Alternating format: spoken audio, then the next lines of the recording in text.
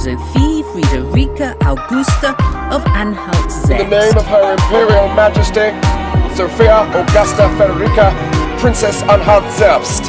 You'll be Katerina Alexeyevna. Forget your old name.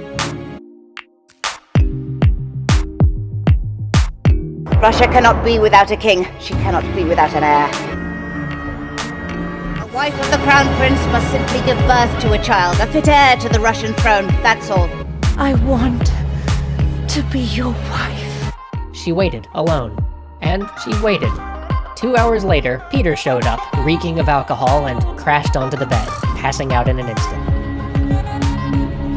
Forgive me, Ekaterina Alexeyevna. I cannot be with you as a husband. You don't understand. My husband is not interested in me at all. Her husband showed no affection for her, and spent all of his days playing buffoonish children's games. If you are not pregnant by spring, your marriage to Peter will be declared illegal. Free to be the greatest here tonight. The greatest, the greatest, the greatest alive. The greatest, the greatest alive.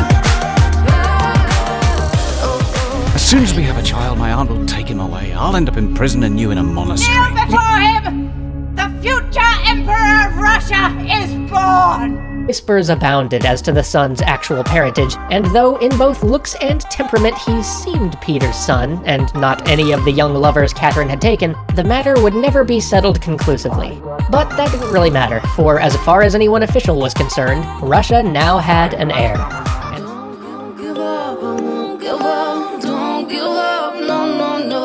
Don't give up, I won't give up. Don't give up, no, no, no. I'm free to be the greatest I'm alive. Taken everything from me. My life is meaningless.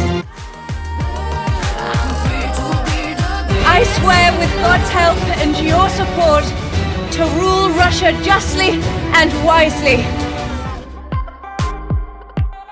Her love of Russia, for that's how everybody perceived her ardent studies, was made known, and she became beloved.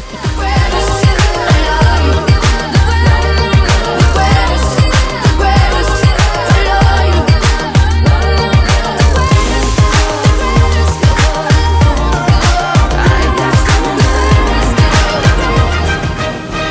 alive. The era was dominated by Catherine the Great, possibly the most powerful woman in history. One of the most significant factors of Catherine's personality that came out when she was very young and throughout her life was she really believed in self-improvement. She had this great urge to be educated. She took rapidly to her study of Russian and the Russian Orthodox faith. It was smallpox. Catherine was rightly terrified. Unprecedented success with a controversial method of smallpox inoculation. Catherine decided that the risk was worth taking. He inoculated her. Now, a lot of her contemporaries would have thought that she was mad. She even had Orlov and her son Paul inoculated too. And when it became clear that everything had gone well, the news was proclaimed. Other people started doing it. Inoculation caught on, and countless lives were saved. Her smallpox inoculation shows Catherine behaving like a true enlightened monarch, embracing science, banishing superstition, improving the lot of her people.